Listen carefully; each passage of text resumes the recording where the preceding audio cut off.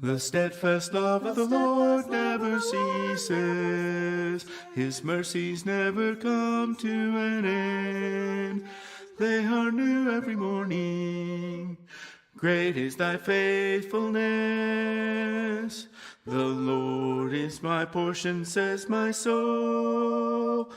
Therefore I will hope in him. The steadfast love of the Lord never ceases. His mercies never come to an end.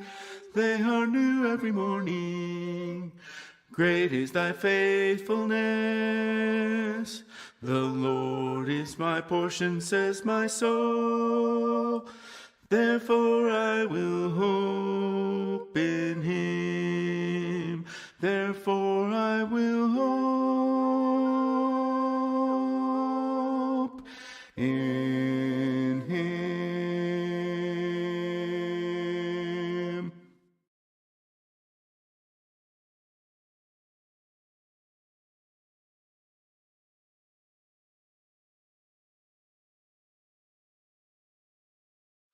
Worthy, O Lord, you're worthy, O Lord, you're worthy. Worthy of every song we could ever sing. You're worthy. Worthy of all the praise we could ever bring. You're worthy. Worthy of every breath we could ever breathe. We live for you. We live for you. Jesus. Jesus is name above every other name. Of Jesus. Jesus, the only one who could ever save. You're worthy. Worthy of every breath we could ever breathe. We live for you. We live for you. Holy, there is no one like you. There is none beside you. Open up my eyes in wonder and show me who you are and fill me with your heart and lead me in your love to those around me. Worthy of every song we could ever sing. You're worthy. Worthy of all the praise we could ever breathe. You're worthy. Worthy of every breath we could ever breathe. We live for you. We live for you. Holy, there is no one like you. There is none beside you. Open up my eyes in wonder and show me who you are and fill me with your heart and lead me in your love to those around me. I will build my life upon your love. It is a firm foundation. I will trust and not be shaken.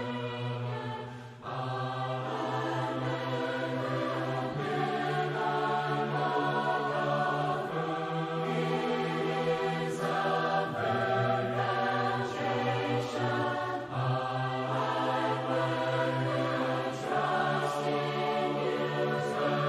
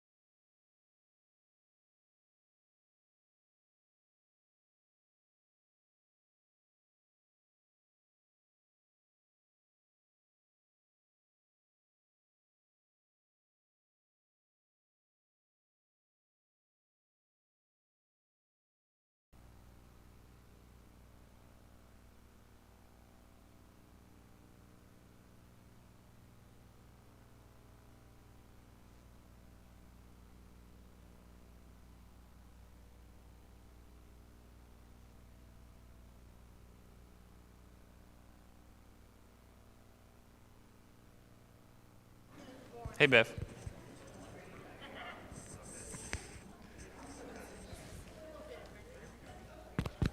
Good morning, everybody. Thank you for being here. Kids are homesick with a fever again. So I made a joke to the elders that we are allergic to Middle Georgia. Seems to be the case. So went to the fair this week. We were there for I was there with the kids for 4 hours. Must have stayed for 2 extra hours to ride more of the rides. And on the way home, Maddie fell asleep in the back seat, which she never does. And I took her out of there, and we walked her inside, and I got her food, and she goes, I want to take a nap. And I go, okay. You never say that since you were 1.5 years old, but sure, you can have a nap. And we got her 7 hours later. So 101.3 yesterday for Luke and Maddie, so they are home and keeping it to themselves. So, all right, we are picking up this morning. Thank you for being here in person. Thank you for watching online. I hear we have some people that have been watching online and have learned something, so mission accomplished. You guys know it all already, but people at home are learning it.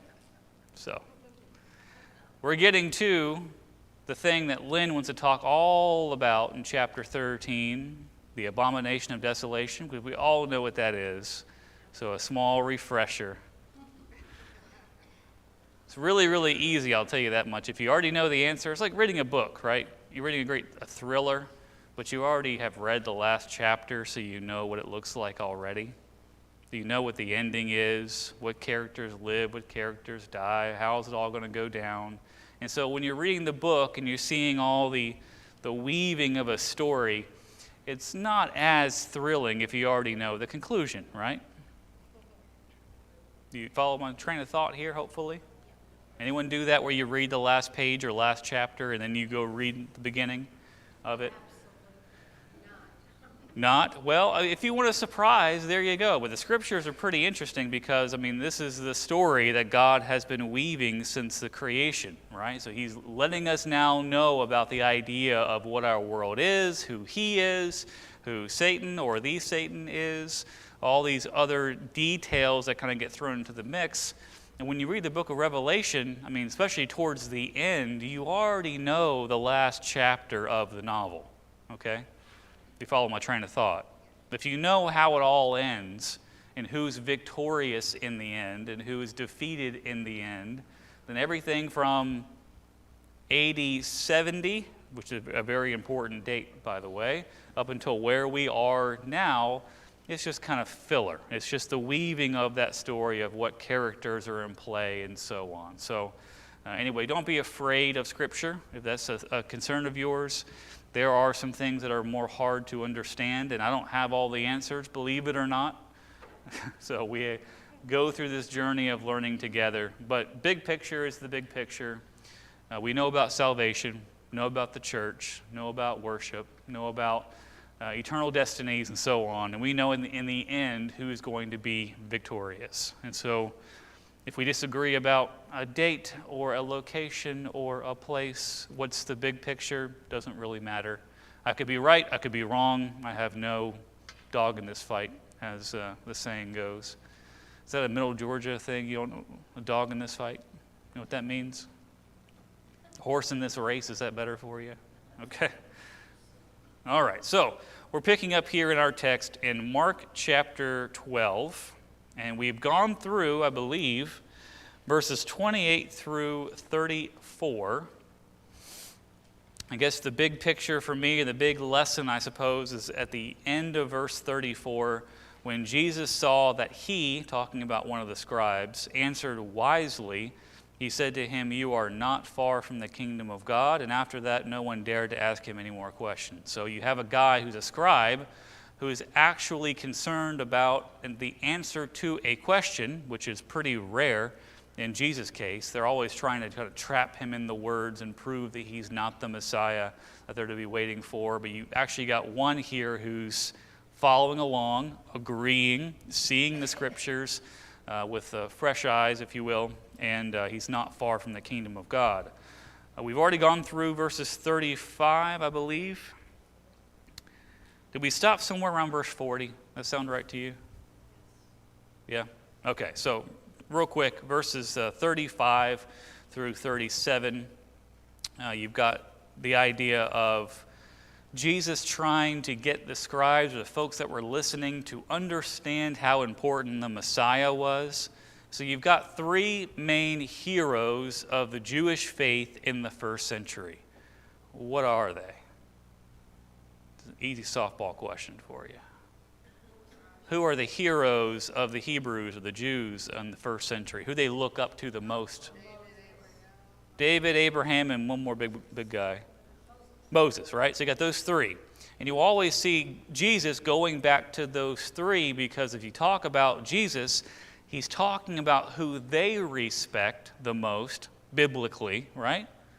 So Moses, Abraham, David, those three high water marks of faith of the Old Testament. And if they can trust and have faith and believe in those, how much more should they believe the Son of God is the real point. But he's trying to lead them there through an open door. Right? So in our conversations with people today, you got to kind of figure out what their values are. Jesus knew the values of the Jews of the first century because they had a lot of respect for Abraham, for Moses, and for David.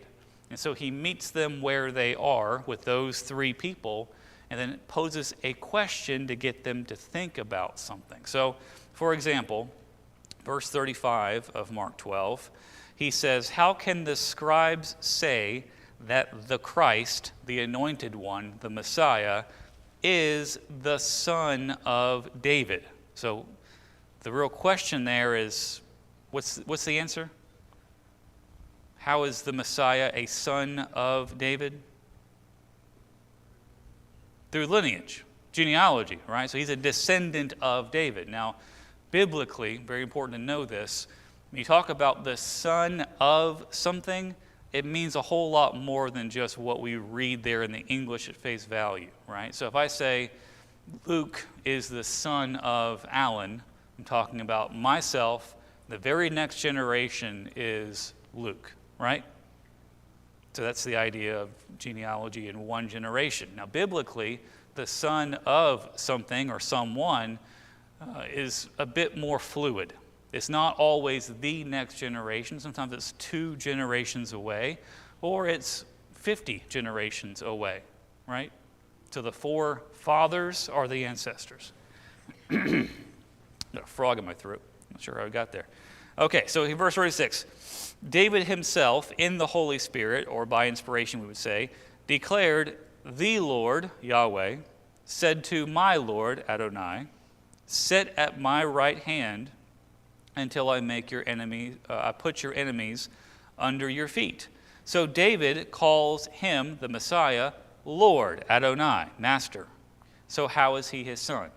So we have this whole thing called respect for elders. Do you remember that?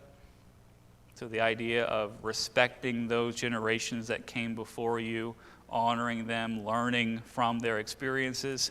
And so the question from Jesus is, how can David, who is a forefather of the Messiah, say that he respects and honors the Lord, the Christ, the Messiah, if he comes from him? Everybody follow me? Not that complex, so I'm not that great at speaking anyway, so you got to kind of stay with me. So how does David, a God that they respect, give honor and praise and so on to the Lord, the Messiah, that would come from him, his lineage? Right, so Jesus, the Messiah, came before David did, right? I am that I am, as he would say. And so that's a question that he's posing to them to kind of meet them where they are. He says, I know you respect David and his writings. So here's a question for you. How did David show honor and respect as if he was God to the Messiah before he was born that came from the loins, if you will, of David, from the lineage of David? And to them, it doesn't really make a whole lot of sense because we understand the idea of honoring and respecting your elders, but here you have an elder respecting the son. So we kind of already have the answer before us because we know the Messiah was preeminent. He was before David was. He was better than him. And yet here is that Messiah trying to explain this detail to people who don't recognize Jesus as the Messiah. So they're kind of stuck, right, theologically. And the great throng heard him gladly. Okay, verse 38. And in his teaching he said, "Beware of the scribes who like to walk around in long robes and like greetings in the marketplaces and have the best seats in the synagogues and the places of honor at feast, who devour widows' houses and for a pretense, or to make a show of it, make long prayers. They will receive the greater condemnation." So he's flipping the power of the first century off of the Pharisees, the scribes, the Sadducees. They're not the religious elite in actuality. They look like it, they act like it, they talk like it, they take the money like they are, but actually you have this poor, lowly, homeless carpenter's son from the middle of nowhere as the Son of God, explaining who God is to these people. Okay, y'all with me? Any questions, comments? That's a little recap from last week. If you can't follow that, chapter 13 is going to be fun. I'll tell you that right now. Okay? Yeah. Well, you know, what does the greater condemnation mean? Well, so condemnation's not good, right? Just starting from ground zero. To be condemned is not good. If you have a greater condemnation, that's even worse, right? So what does condemnation look like from God's point of view? Question mark. Separation from Him. Separation from Him. Yeah, I'm sure that's part of it. Okay. What else? Punishment. Okay. Where? I think what he's talking about is here on this earth, they're going to be punished. And as a scribe, that would be awful for them. And then, of course, they would get the ultimate punishment. Just a thought. Yeah. Could be the case. I think it's Judgment. Okay. Big picture, I think we're talking judgment. Small picture, actuality when it comes to that conversation. Maybe Lisa's kind of more on the nose when it comes to, yeah, they should be the ones that have the scriptures, know them well, familiar enough with them to use them in court proceedings, so they should be able to recognize that devouring a widow's house is not in line with what God would have them to do. Despite whatever kind of reasoning they have in their minds, wrong is still wrong. So I had this teacher, and I learned a lot from this individual. Some of it was really good, I'll just say that much. But his kind of compass when it comes to morality was very simplistic, but I think very kind of keen. To do good is good. To do wrong is wrong. It's never good to do wrong, and it's never wrong to do good. Now, if you're like me, you're like, well, obviously, right? But in certain situations, we have this tendency as humans to say, well, you know, the reason why I would want to do this turns out to be a good thing, but the actual act that I'm thinking about doing is not a good thing. Does that make sense to you? If it doesn't, then that's fine. You're a good person. Sometimes we have motives behind the things that we do and the actions that we take. We say, well, the ends justify the means. I think the same kind of thing is in play here in this conversation, because you have this religious elite that are doing things that are not good, but their reasoning might have been a little skewed when it comes to their own morality. And so, anyway, all of that to say, that was a problem for the scribes, and they were human. It could be a problem for us too. Now, when I read about the problems that Jesus had with the Pharisees, the Sadducees, and the scribes, I always pay very close attention to what the actual issue was because, I've mentioned it before, they are religious people. They are people that are seen by the world as being religious or connected to God. And so if God has a problem with them as religious people, I want to know what the issues are, because that's a trap that we can fall into as well. Okay? Any questions about that? Or comments? Disagreements? Okay. Verse 41. And he sat down opposite the treasury and watched the people putting money into the offering box. So we have a box here that happens to be where you place your offering as well. How ironic. Many rich people put in large sums. Well, that's probably good, right? And a poor widow came and put in 2 small copper coins, which make a penny. So not quite the right word there in the Greek, but it's the idea of it's not a very much amount of money, right? And he called his disciples to him and said to them, "Truly I say to you," which is, by the way, a thing that should make a red flag go up in your brain, right? I've said it 50 times since I've been here already. I've said it millions of times since I began my preaching career. Whenever you see Jesus say, "Verily, verily, I say unto you," or "Truly I say unto you," here's something very important to pick up on. This poor widow has put in more than all those who are contributing to the offering box because, and here's how that works, they all contributed out of their abundance, but she, out of her poverty, has put in everything she had, all she had to live on. Do you think that's true? What you just said?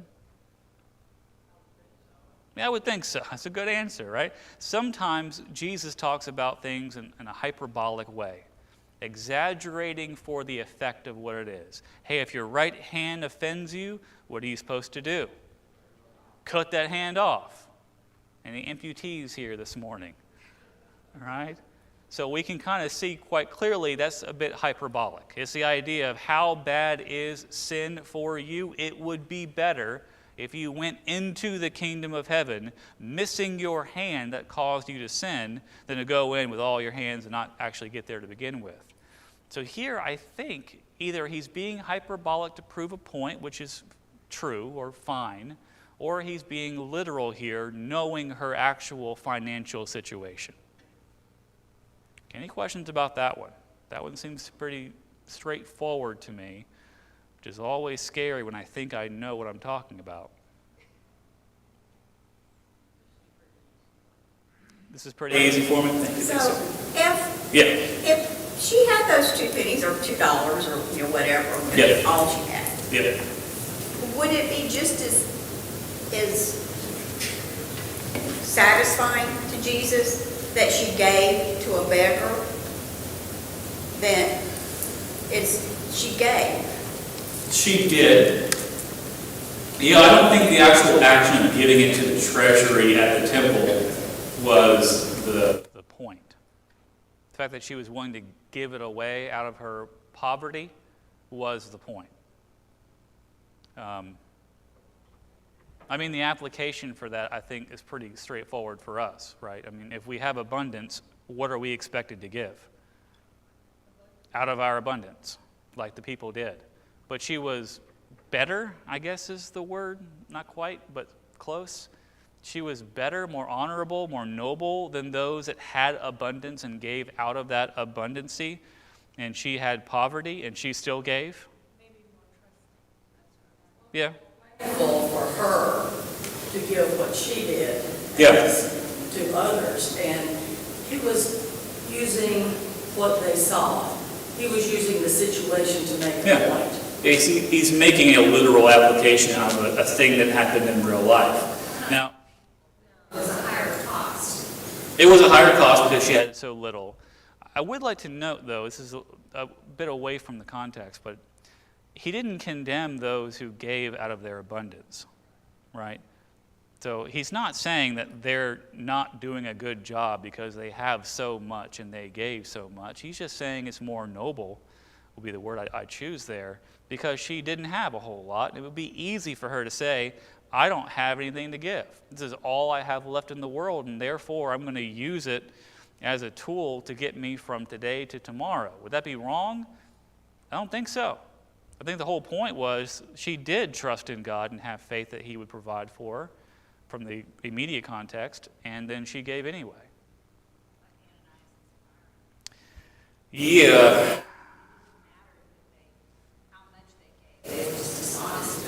Yeah, so it's the same application. So we've got these two guys, husband and wife, in the first century. First century church was really, really good about people that had wealth. They had land, they had stuff that they could sell, and they were selling it and then giving the proceeds to the church in Jerusalem to give to those who had need within the brotherhood there, or the church there. And then you got these two guys. Well, Barnabas did that. First of all, that's how we know who Barnabas was, is he was one of the first guys that sold his land and just gave the money to the apostles.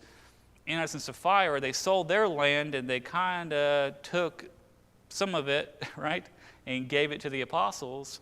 And the problem wasn't that they didn't give all of it over. It's because they said, this is all we got for it. And they lied about how much they actually got in profit.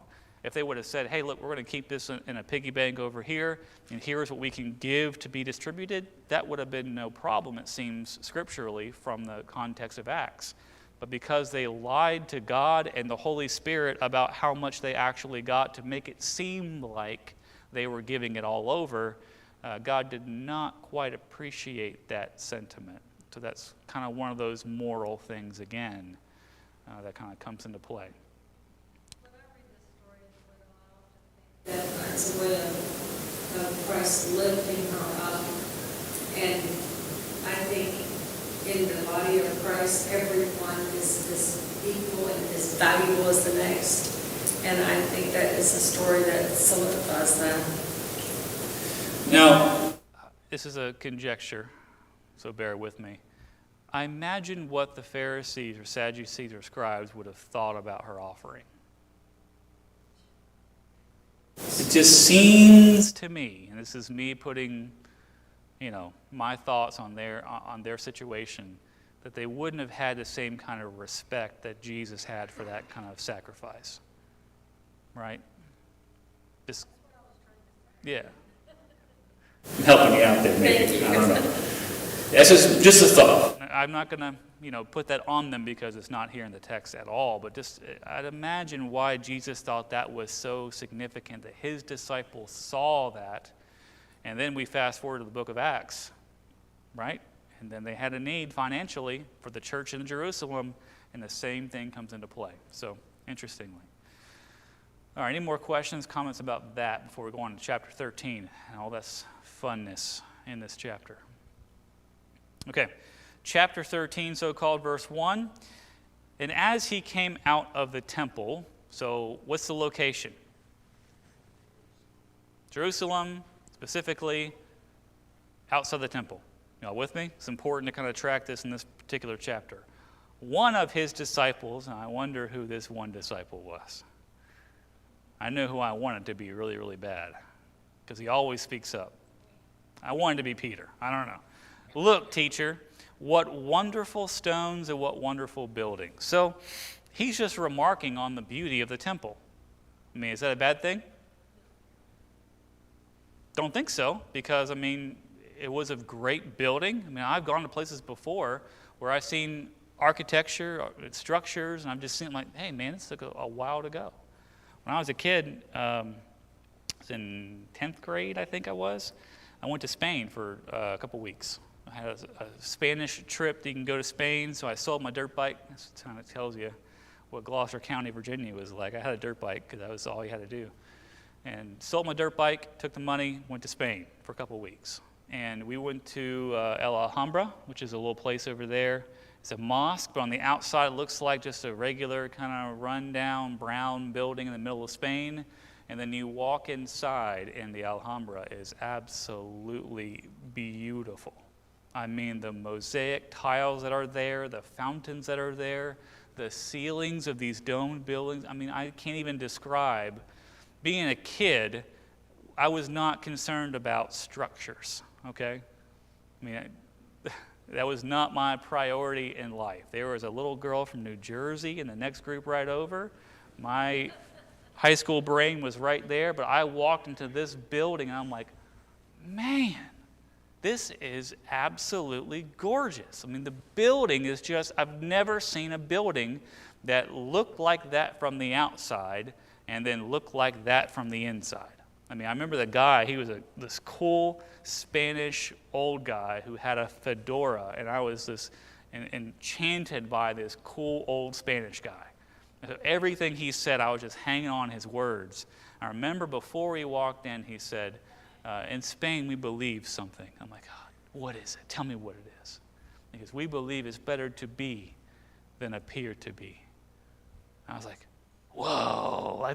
So that's me kind of gearing up. I'm like, what does that mean? It means it looks really, really ugly on the outside, but it's gorgeous on the inside. I still remember that line. It's the only thing I learned in Spain, really. Besides the legal drinking age is a bit different in Spain. But when it comes to that little saying that kind of has stuck with me, it's better to be than appear to be. And biblically, that's completely right? So anyway, beautiful stones, beautiful buildings, and then Jesus took the opportunity to give them some insight. Verse 2, Jesus said to him, do you see these great buildings? Well, I mean, yeah, he just said how great they were. There will not be left here one stone upon another that will not be thrown down. Okay, so now you have Jesus in full prophetic mode, giving insight into the future about the destiny, if you will, of the temple in Jerusalem. Now, this is important for us to kind of pin it here to make sure we know what we're talking about, because things get a little wild when you go with Jesus on one of his prophetic missions, okay? So what is the structure that he's talking about? The temple where? In Jerusalem. Did Jesus say he's going to tear that temple down? No. That's going to be the accusation or charge that was given to him when he's on trial, quote unquote, later, right? So verse 3, as he sat on the Mount of Olives opposite the temple, Peter, James, John, and Andrew, out of nowhere, asked him privately, tell us, when will these things be? I suppose he's talking about verse 2. And what will be the sign when all these things are about to be accomplished? So how many questions do these four guys ask Jesus? How many questions? Two. Okay. Don't count with me, right? So verse 4. When will these things be? That's number 1. What will be the sign when all these things are about to be accomplished? So they sound similar, but they're different. Okay? So that's very important to kind of know this going into it, because what we find here in Mark 13 is the same as in Matthew 24 and 25. Okay? If you just go to Matthew 24 and 25, you're like, what in the world are we talking about here? And you go back to the beginning of the context, the same two questions are asked. Okay? So, verse 5. Jesus began to say to them, see that no one leads you astray. So that statement implies something very strongly. Can you guess what the implications are? See that no one leads you astray. All right, it's possible for you to be led astray, and people might want to do that, right? Verse 6, many will come in my name, saying, I am he, and they will lead many astray. So what do you think's the meaning of someone saying, I am he? Okay, Messiah. When you hear of wars or rumors of wars, do not be alarmed. This must take place, but the end is not yet. Okay? for or because nation will rise against nation and kingdom against kingdom. There will be earthquakes in various places. There will be famines. These are but the beginning of the birth pains. So what's the birth pains? Literally? Yeah, but I mean, like, what's that mean? So if you got a baby in your tummy, right? The change is coming, the new world. Okay, before you just bring a new life into this world from someone's womb, there are a couple of signs. Hey, the kid's ready to come out now. Right? I've got stories upon stories upon stories and lessons upon lessons about Maddie especially, and then Luke was super easy. But I'll tell you, it was not a surprise that Maddie was ready to come out. Okay? So the idea here is you've got some indications that something's about to happen. That's the implication or the meaning behind that, really. Verse 9, but be on your guard, for they will deliver you over to councils, and you'll be beaten in synagogues, and you will stand before governors and kings for my sake to bear witness before them. So when does that really happen in verse 9, historically? In what book? Acts, right? Towards the last half of the entire book, you got a guy named Paul, who's not with them right here. But he will be brought before governors and kings, literally Caesar, for his sake, delivered over to councils for sure. I mean, James and John and Peter did that in Acts chapter 3. You'll be beaten in synagogues. Well, Paul definitely was. He was stoned outside Lystra, for example. And the gospel, the good news, must first be proclaimed to all nations.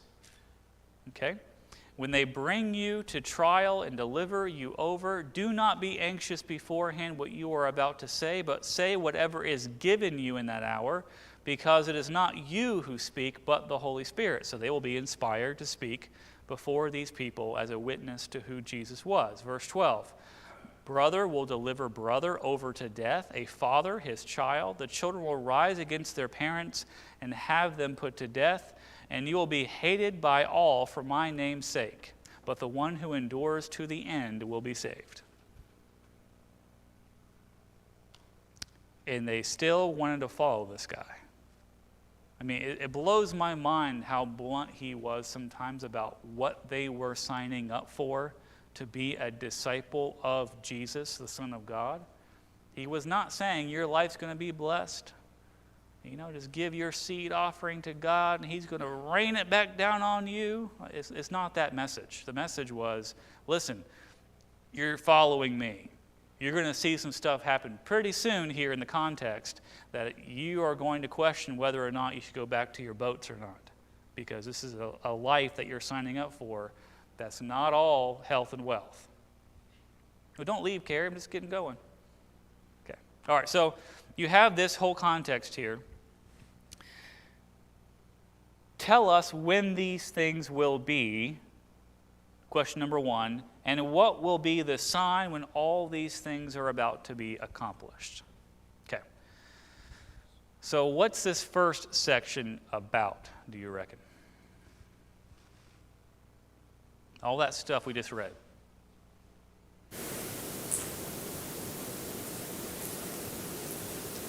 So the temple's going to be destroyed. Yeah, we're getting towards that spot for sure. I guess he's just going to give them the idea that there are going to be false messiahs popping up in the future. People saying, hey, I'm the Son of God, or I'm the Messiah, I'm the anointed one of God. And they're liars because they're talking to the guy right now. And then you've got this whole wars and kingdoms and rumors of wars going on. There's going to be some political or governmental conflict going on. And then you've got people being persecuted because they're following Jesus. To the reassurance towards the end, verse 13, you will be hated by all for my name's sake. That happened for about 300 years. But the one who endures to the end will be saved. So perseverance. Right? Okay. Then we transition a bit in the context to verse 14. But, so we have a transitional phrase, the word but there in English. When you see the abomination of desolation, standing where he ought not be. And then here's how we know Mark wrote this after the fact. Let the reader understand. What he means is there's something special in here that you have to properly dissect to figure out what this is talking about. So if Mark is the author, which we're pretty sure he was, he may have been writing for Peter, but still Mark's writing, right? And he was writing to which audience? The Romans, right? So they would have kind of had some idea of what the Jews thought the abomination of desolation was. So let's keep reading.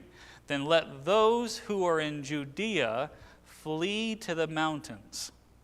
Let the one who is on the housetop not go down, nor enter his house to take anything out, but let the one who is in the field not turn back to take his cloak. Okay?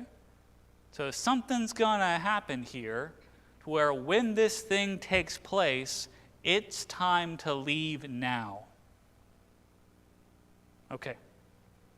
And alas, for women who are pregnant and for those who are nursing infant in those days. Why is that a bad thing?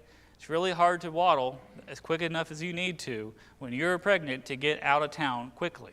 If you're nursing, you're caring for your child, and you still got to run. Okay?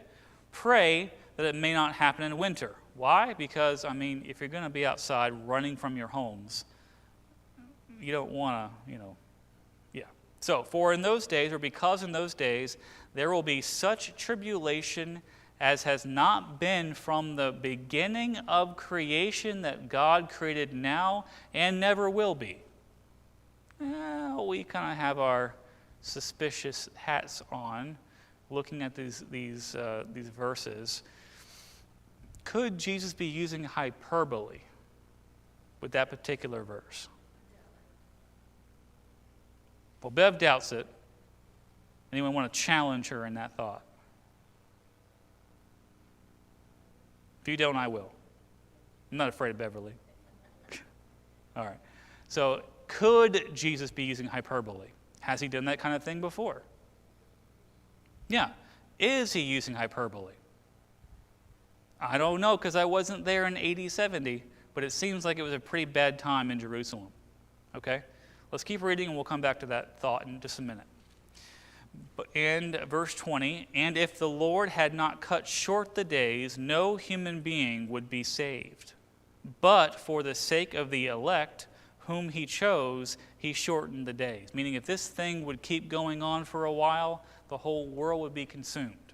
Verse 21, and then if anyone says to you, look, here is the Christ, or look, there he is, do not believe it, because false Christs and false prophets will arise and perform signs and wonders to lead astray, if possible, the elect. But be on guard. I have told you all things beforehand. Okay, let's pause. Let's go back. It's a lot to deal with. Now, I'll tell you what some people think of or teach about this particular chapter.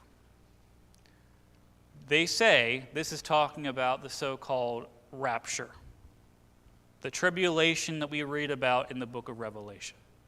And they'll say, well, you see, there's going to be wars and rumors of wars and kingdom against kingdom and nation against nation, and then you all better be careful because God is now punishing the world through all these particular things that are happening, and they mean from our future, not from their future. Now, the problem with all of that is, why in the world would these fishermen from the middle of nowhere in the first century care about what happens to us in our future? Doesn't seem to quite fit the narrative. What's the original conversation about? See how great this temple is? Well, yeah, I'm going to tell you, not too far from now, there's not going to be one stone upon another for the destruction of the temple. Now, if that's our lens through which we see this, looking back into history, when was the temple in Jerusalem destroyed? It's not there now, right? AD 70. Who were the people that destroyed the temple? The Romans. Why'd they do it?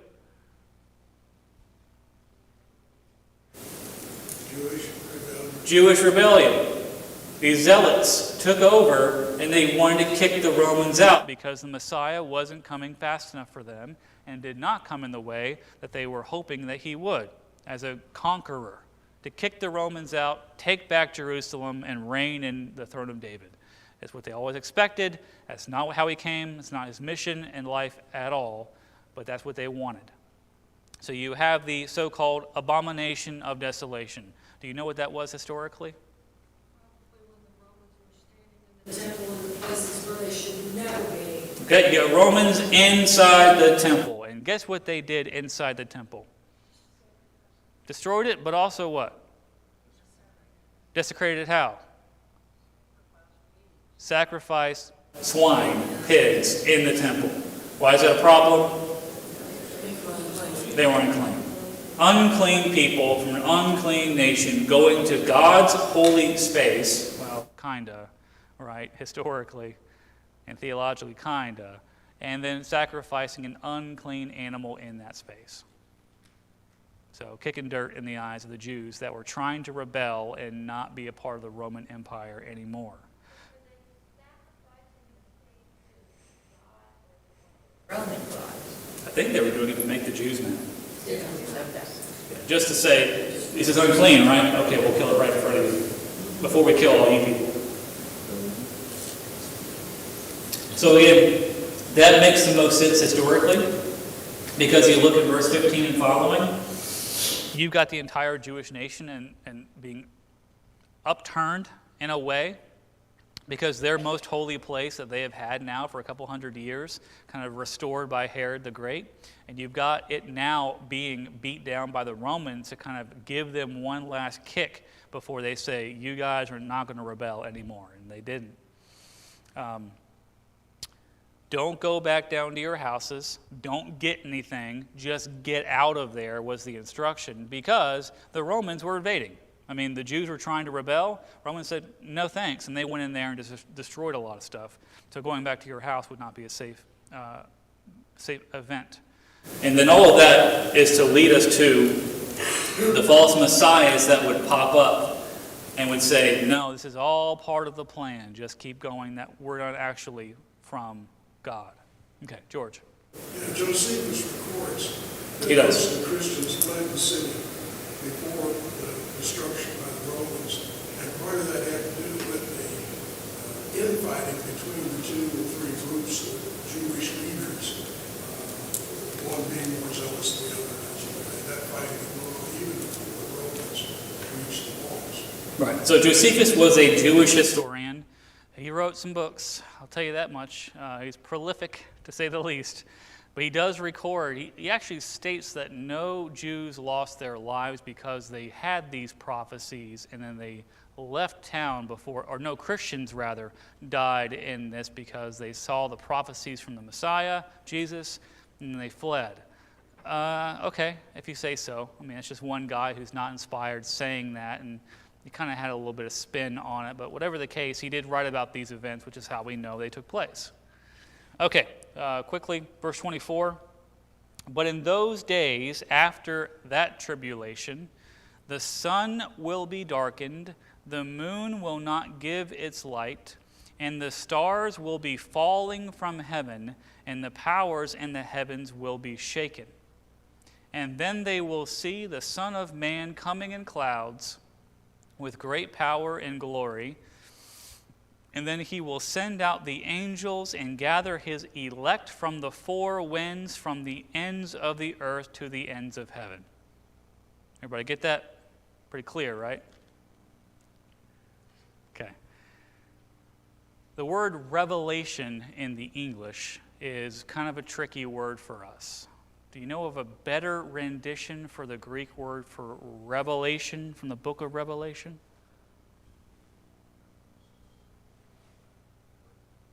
Say again? Yeah. Apocalypse. So the apocalypse we think of as being like the end of the world, right? It means the revelation, the pulling back of the curtain, as was stated before, the revealing of something of a spiritual nature.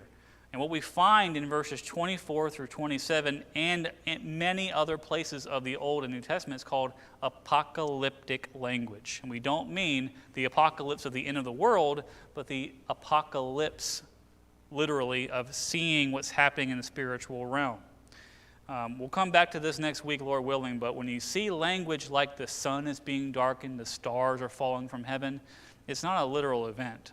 It's using this poetic language to emphasize it seems like the world itself is trying to give up on what's taking place in AD 70, literally. So we'll come back to it next week and have more discussion about that.